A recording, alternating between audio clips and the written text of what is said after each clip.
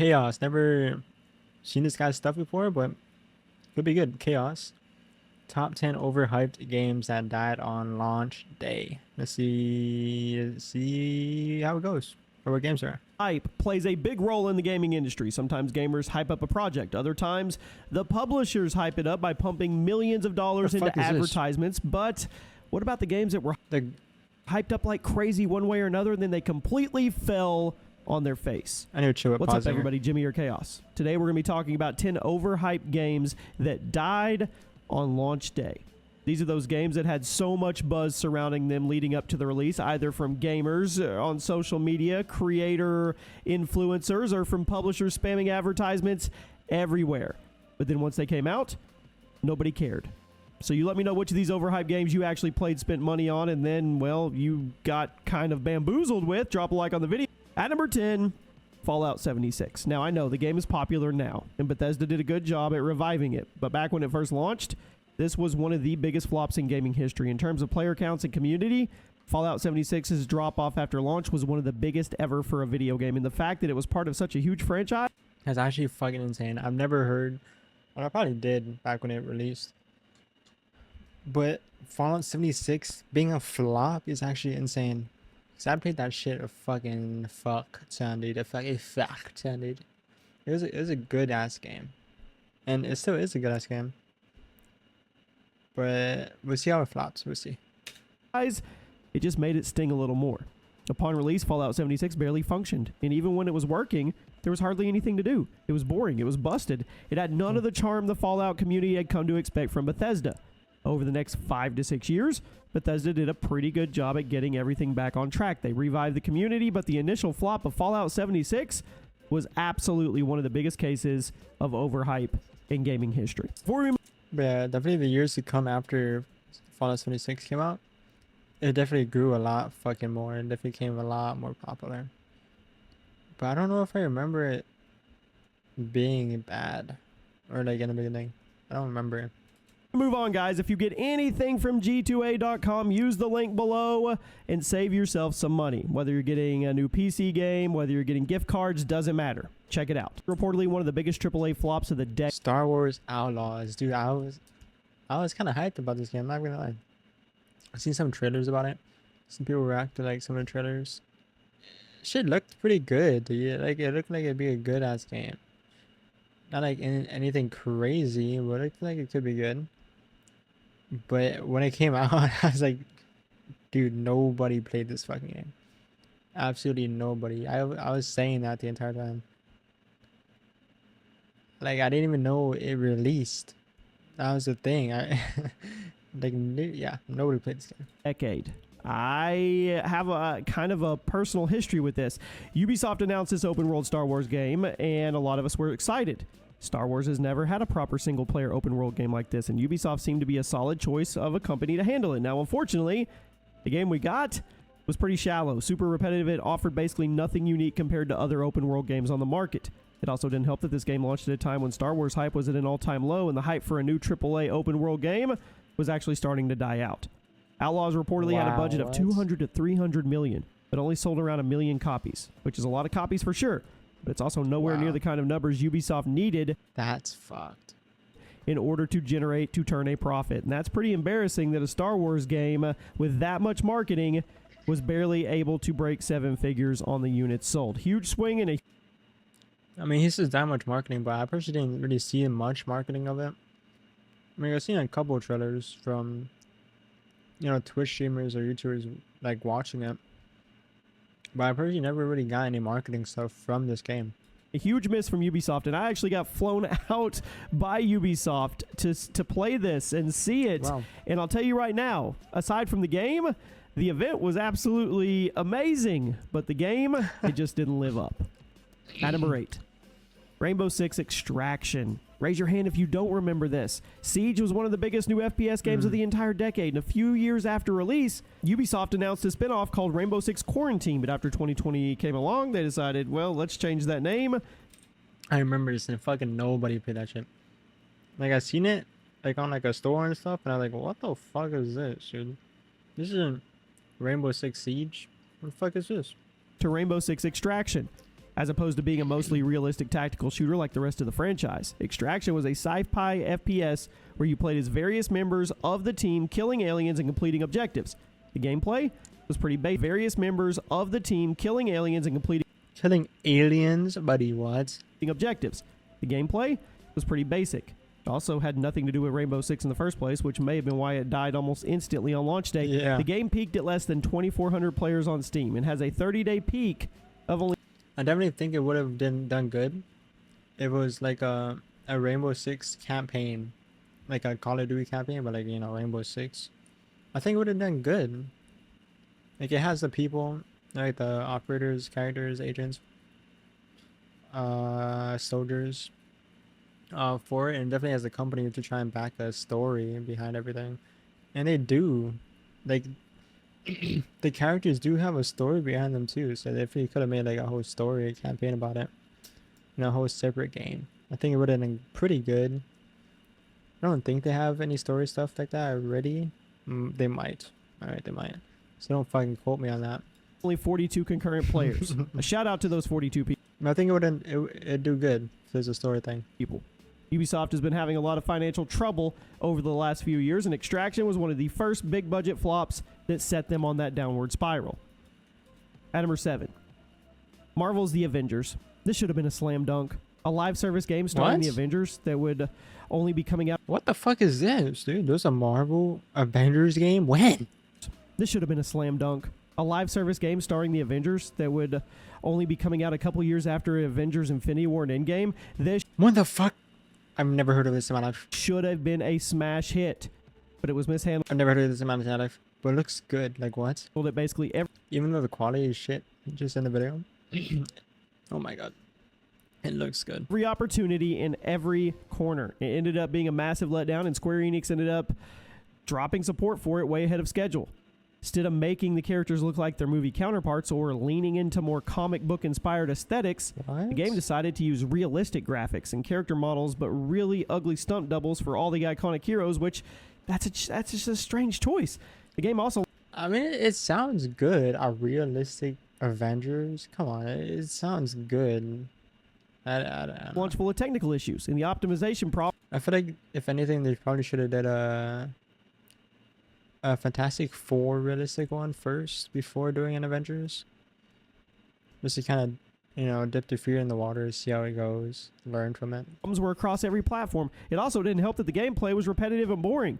Definitely not the kind of thing you would expect to have an Avengers logo on the box for. Wow. Marvel's The Avengers was a massive financial disappointment for publisher Square. Oh, that looks weird though. That doesn't look right or good. Logo on the box for. Marvel's The Avengers was a massive financial disappointment for publisher Square Enix, and the game that should have been a runaway success ended up being one of the biggest live service flops in gaming history. At number 6. Yeah, I've fucking never heard of this game in my life, dude. And it's an Avengers game too, which is telling you how fucking how much it flopped. Like, I didn't watch any ads on this, any gameplays. It's insane. I haven't even seen it on a store. What happened? Skull and Bones. It was another game that really should have been an easy slam. This game was good. I did like playing it. It was a fun game, but there had to have been more. There had to have been more to it. Like, a lot more. But it was a good game though. It's a good demo. I played the demo or the beta thing about it. Demo beta thing. It was really good. Dunk, but it ended up being one of the most But yeah, like I said, there wasn't much to it. There's very little bit. expensive failures in gaming history. Open world pirate game. That's all I need to say. That in itself is awesome. Started development in 2013, changed vision and direction several times before settling on the version that ended up dropping in 2024 to horrendous sales numbers and average at best reviews. The concept of the game is basically an expansion of the ship mechanics from Assassin's Creed 4, but instead of actually making things deeper and more technical, Skull and Bones made them lamer and much less engaging. They also removed all the other stuff that AC4 had that was good, so we ended up getting a snooze fest of a pirate game that absolutely nobody wanted to play. Ubisoft really thought this was going to be a long-term success. They put millions upon millions of dollars into marketing. Wow. Once it came out, it was a huge flop. Ubisoft ended up losing at least 8 figures on it, which was not the kind of big-budget release they needed for 2024. This is one of the biggest flops in gaming history. Yeah, like I said, I enjoyed the game. I enjoyed the beta, but there wasn't enough stuff for it to be for me to buy it. Like there had to have been more stuff you could do onshore, more islands, and more just exploration and story to it, or things to do, treasure to find, sea monsters and whatnot. There's just a very much lack of it. They definitely needed to take way more notes from Sea of Thieves to make it better, and just expand on that a little bit. But yeah, like I said, I did play the demo or beta, and it was good. I liked it. At number 5, Tony Hawk Pro Skater 5. The Pro Skater series was one of the best sports franchises in gaming history, and they are widely responsible for a lot of people getting into skateboarding and punk rock in the late 90s and early 2000s. I'm willing to bet at least a few of you discovered your favorite band from one of the Tony Hawk Pro Skater games, but I'm also willing to bet... I'm gonna be honest, I don't think I've ever played any of the Tony Hawk games. I've only played the Skate series. The Skate series are fucking amazing. But I don't think I've ever played the Tony Hawk games. At least a few of you tried Pro Skater 5 and you instantly uninstalled it. It was rushed through development for contractual reasons, no I'm not kidding, was released completely broken and didn't have any features. There was even a day one patch that was even bigger than the game itself because that's how many bugs there were in the original 1.0 version of the game. The gameplay was horrible, physics were broken, soundtrack sucked, and it was a stain on the otherwise amazing franchise. Tony Hawk Pro Skater 5 was one of the worst reviewed games of 2015 despite the hype surrounding the franchise, and it ended up absolutely destroying the Tony Hawk video game series until the remasters of Pro Skater 1 and 2 got things back on track. Go back to the good stuff. At number 4. Yeah, I did see the remasters come out not too long ago, but I did see some of the remasters for the games come out. Battleborn. Never played it though. Back when Overwatch was first gearing up for launch, there was another upcoming hero-based shooter from Gearbox, seemingly going to be its main competition. Now, I have no idea why we all decided that Battleborn was going to be a competitor to Overwatch, because they're actually really two different games, but it was a direct comparison to Overwatch that largely contributed to Battleborn only lasting a few months before being shut down, while Overwatch's popularity, it skyrocketed, it soared. Both games were released in 2016. But while Overwatch was immediately popular thanks to its refined and competitive gameplay loop that was perfect for both casual and competitive FPS. It kind of reminds me of like a League of Legends, but if it wasn't League of Legends, you know? That's kind of what it looks like, in my opinion. I've never seen or played this game before, so I don't know. I mean, I've played League of Legends before, of course. League of Legends is a very fucking fun game, in my opinion. I really liked it. But yeah, I don't know why it's giving me League of Legends vibes a little bit. As players, Battleborn got more mixed reviews because even though they're fucking completely different games. It was more complicated, less focused. The design was a lot harder to get into. So Overwatch had a great start while Battleborn stumbled, and then as the months went by and everybody constantly compared the two games, Battleborn didn't stand a chance. It's kind of like where Overwatch is now against Marvel Rivals. The game transitioned to a free-to-play model less than a year after launch, and then a few years after that, the servers went dark. Gearbox has been struggling to find their footing over the last decade or so, but I'm hoping Borderlands 4 is the answer. At number 3. So these are the people that made the Borderlands games? That's crazy. Oh, Anthem. It's honestly sad what happened to BioWare over the last decade. These guys used to be some of the most respected RPG developers in the gaming industry, but now they just kind of seem like a has-been. First, there was the horrible disappointment of Mass Effect Andromeda. And then they followed that up with Anthem, a looter shooter that was absolutely nothing like their previous games, and that was so boring and so lame that I feel like me, along with a lot of other people, didn't play Anthem. I know some people that fucking bought it multiple times. I mean, I've never played it, but it looks dope. I don't know how it flopped when I just said those things I've seen about Anthem. It looks very cool. EA had to pull the plug on it 2 years after launch despite spending hundreds of millions of dollars on it. The story of Anthem had some potential. Clear that BioWare was doing their best to weave their great writing and RPG roots into the experience where they could, but the core gameplay, it was so horribly derivative of Destiny and The Division, it just wasn't fun, especially after BioWare started strangely patching out all the popular grinding spots and making the game even more tedious than it was before.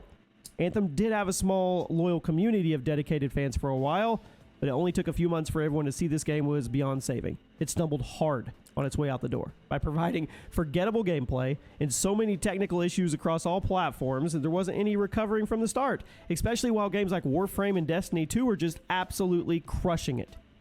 You gotta love fucking Warframe. Warframe is a great ass game. But I don't know. They definitely need to do a little bit more with Warframe though. It's a very old game, but I still love Warframe. I kind of wish I played Anthem. Because it looks phenomenal. It looks like a great game. I don't see why it flopped. Like I said, from what I'm hearing, it's just bugs. A lot of bugs that was going on, and the gameplay of it, or like, yeah, the fighting or regular gameplay of it wasn't great. Anthem never stood a chance. At number 2, Suicide Squad killed the Justice League. Might be a little unfair to put this game on the list because we all knew it was going to flop, but then again, Warner Brothers really thought they had a hit on their hands, so here it is.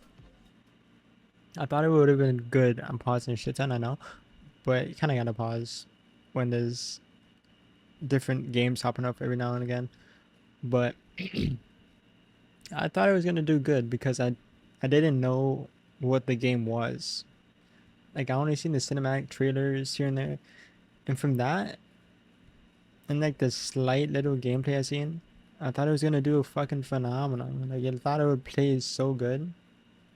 Cause I'll try and describe what I thought the game was like. I thought it was gonna be like a solo player story mode game kind of thing, kind of like Arkham Knight, you know, like the Batman games, or you know, the games like that, pretty much. I kind of thought that's what it'd be like a little bit. It was more solo and not just, I don't want to say hack and slash, but like just running around shooting everything. Just running around running around the city shooting up people, things, like how it actually is. Yeah, once I seen a video on how it actually plays and you just run around and shoot. That was when I was like, yeah, this game's gonna flop. It's not how I thought it was. Yeah, like the whole story of it did have some potential and everything, especially with the characters. But yeah, they just didn't do it right at all. I had hopes for this game. I mean, it was the latest game in the Arkhamverse. Instead of being a well-written and tightly designed single-player stealth action game, it was a multiplayer live service looter shooter with horrible writing, annoying characters, grindy gameplay, and no player. What did he call it? Latest game in the Arkhamverse. Instead of being a well-written and tightly designed single-player stealth action game, it was a multiplayer. Yeah, that's how I thought it would be. Live service shooter. Live service shooter, is that what you call it? Like the hack and slash, but like you're shooting? Looter shooter with horrible looter shooter. writing, annoying characters, grindy gameplay, and no appeal to fans of the franchise. Warner Brothers reportedly lost over $200 million on this game, and they've officially pulled support for it less than a year. Warner Brothers reportedly lost over $200 million. 200 mil? That's fucking phenomenally insane. On this game, and they've officially pulled support for it less than a year after launch. For such a huge budget game with such aggressive marketing, the player counts for Suicide Squad were embarrassing, and Warner Brothers really screwed up letting this see the light of day in the state it was. Honestly, they would have been better off canceling the game outright, reallocating all those resources to a proper Arkham game, because the amount of damage this game did to the Arkham brand may not be recoverable. Rocksteady has... I mean, it definitely is recoverable in my opinion. They definitely can create new games and it will have like a shit ton of people go for it, or like have high hopes for it, just because of how good the Arkham games and series were. You know, it's just so good to where people would still try and find that in the new games that they're making. But yeah, we've seen nobody fucking play this thing. Had a perfect record, and then after almost a decade of waiting, they released this. And at number 1 today, Concord. Easily the biggest overhyped flop of all time. A hero shooter published by Sony, and they reportedly wanted this to be their... I've heard of it, but I've never seen anything about it. Next big IP. In fact, they were so confident in this game, they reportedly spent over $400 million on it and had plans to turn it into the next big PlayStation franchise. They pushed advertisements anywhere they could. They did everything in their power to generate hype for it. And then the game launched in 2024 and couldn't even last a full month before being removed from storefronts. So how you gonna see this game and make this game and say, yeah, that's a nice PlayStation game. I spent $400 million on it. No, buddy, what? Like, where are you getting these numbers? It's like a free. It's worse than a free game. Far worse, dude. Sony had to give everyone a refund, money back. God. Concord's gameplay was honestly perfectly functional, but it was boring. It was forgettable compared to other hero-based shooters on the market at the time. Like, look at this movement. It's such an old school kind of movement and everything. Functional, but it was boring. It was forgettable compared to other hero-based shooters on the market. It kind of reminds me of a very old Halo game. That's kind of what it reminds me of. And you think that this game is gonna be next PlayStation exclusive or whatever? And it was worth spending $400 million At the time, and it didn't help that it was selling for $50 while its competitors like Overwatch, 50? Destiny, Bro, this is a free game. There's no way you're gonna try and sell me on this. Is $50. $10 is way too much too, but it's a free fucking game. You might have to pay me to play this game, to be honest. Upcoming at the time Marvel Rivals were totally free. There was no reason to pay for Concord, and Sony totally panicked after the launch numbers were so bad, shutting down the servers and acting like the whole thing never happened. And not to mention this, It pretty much didn't happen because I didn't see anything about it or remember it or anything. stuff that they put in the game, which we could make a whole video on. Stuff that was just force-fed to gamers that they didn't want. I mean, it happened. Sorry, Sony, we remember. And there you have it, my friends. Those are 10 overhyped games that absolutely just fell flat on their face. Yeah, fucking amazing video, man. But, yeah. Companies should hire better people to market or make games for the people. Or like have what is it? Idea boxes or whatever. People like send their ideas, what they think, combine whatever would be the most thing, post it, try to see what people like, you know. I get it, it spoils what will most likely come in the coming games, right? But at the end of the day, you're not wasting 400 mil, dude, or 200 or whatever. You're not wasting all that time and money and reputation for a shit game. You definitely should try to get outsourced ideas and more of what fans want before actually starting a whole game. But yeah, great game, great video. Chaos top 10 overhyped games that died on launch day. Amazing video, man. Oh my god, that was a shit. Like, I don't understand how companies can make this and be like, yeah, this is it. Oh my god. I really don't understand that. Let's make this fucking game look like shit. I'm still surprised about the Avengers game. I've never heard of this in my life. After Avengers Infinity War and Endgame, this should have been... Oh my god. Like, what even is this game about, though? Like, he didn't show any gameplay of it. Just Iron Man running around, do a little jet boost. But I want to know what this game was about and why it flopped so hard. Like, it looks good besides that little flying thing it did. Yeah. I'm surprised that shit flopped, though. Should have been a slam dunk. A live service game starring the Avengers that would only be coming out a couple years after Avengers Infinity War. That's fucking insane. I do want to look at it, though. Marvel's Avengers. What the fuck?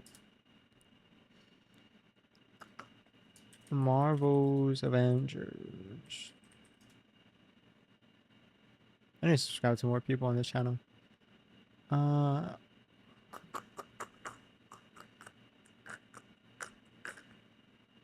Failed return, yeah.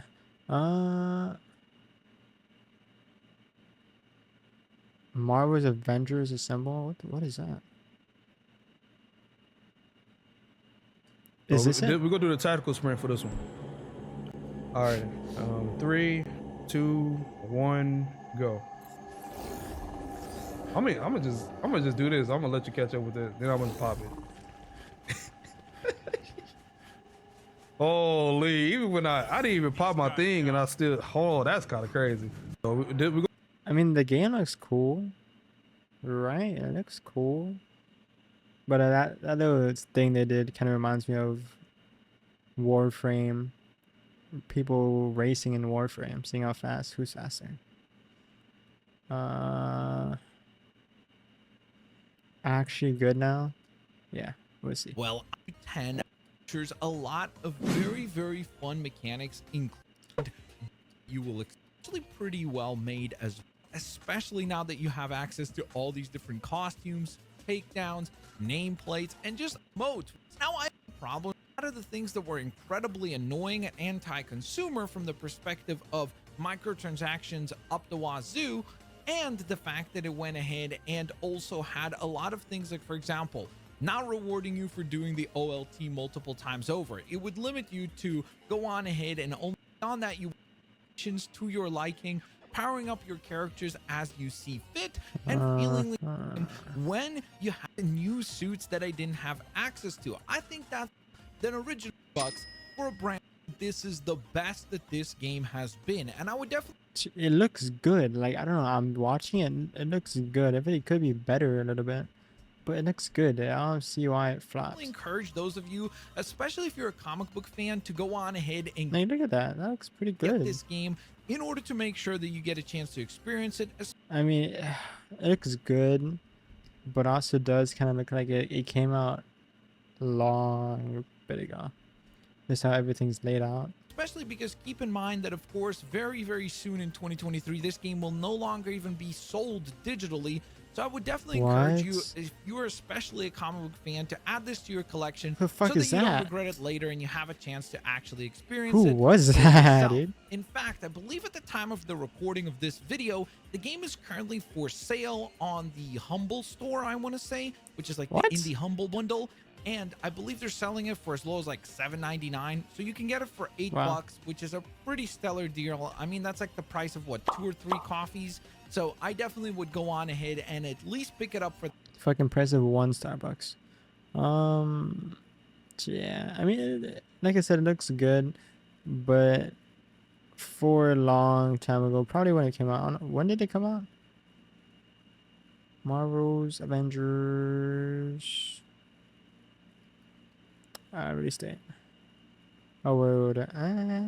2020. Yeah,